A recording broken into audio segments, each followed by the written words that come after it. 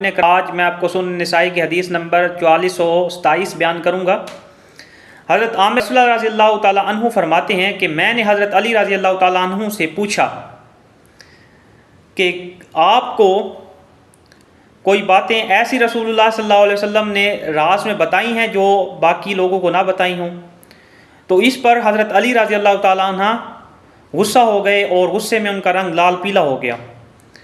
پھر حضرت علی رضی اللہ تعالیٰ فرماتے ہیں کہ میں اور رسول اللہ صلی اللہ علیہ وسلم ایک گھر میں موجود تھے کہ پیارے نبی صلی اللہ علیہ وسلم نے مجھے 4 باتیں بتائیں، ان کے سوا کوئی بات نہیں۔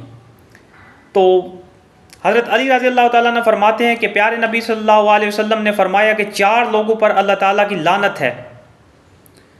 تو ناظرین اکرام، وہ کون لوگ ہیں؟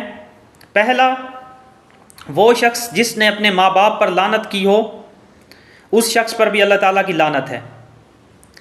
دوسرا، وہ شخص ناظرین اکرام جس نے غیر اللہ کے لیے ذبح کیا ہو، مطلب غیر اللہ کے لیے کسی جانور کو قربانی کو ذبح کیا ہو اللہ تعالیٰ کے سوائے، کسی اور کے لیے ذبح کرنے والے پر بھی اللہ تعالیٰ کی لعنت ہے۔ تیسرا، وہ شخص جس نے کسی بدعتی کو پناہ دی ہو۔ ناظرین اکرام، یہ بدعتی کون ہے؟ بدعتی وہ ہے جس نے دین کے اندر کوئی نئی چیز داخل کی ہو جو کہ نبی علیہ السلام کے دور میں نہ ہو، وہ بدعتی ہے۔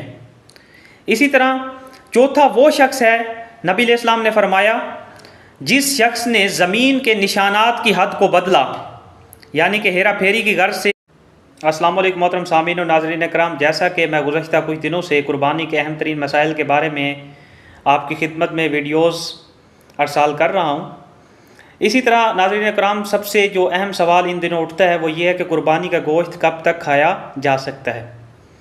تو پہل اسلام میں نبی علیہ السلام کی متفرق الحدیث ہے، کافی دفعہ ریپیٹڈ حدیث ہے کہ حضرت محمد صلی اللہ علیہ وسلم نے فرمایا کہ قربانی کا گوشت 3 دن تک کھایا جائے۔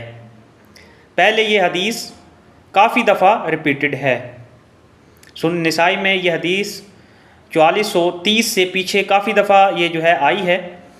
لیکن ناظرین کرام، بعد میں نبی علیہ السلام نے جو اگر دیکھا جائے 4431 نمبر پہ حدیث سنن نسائی میں موجود ہے کہ پہلے میں آپ کو 3 دن سے زیادہ قربانی کا گوشت کھانے سے منع کرتا تھا، اب میں آپ کو اجازت دیتا ہوں کہ آپ 3 دن سے زیادہ گوشت کو کھا سکتے ہیں، ذخیرہ کر سکتے ہیں، سفر کے لیے توشہ بنا سکتے ہیں۔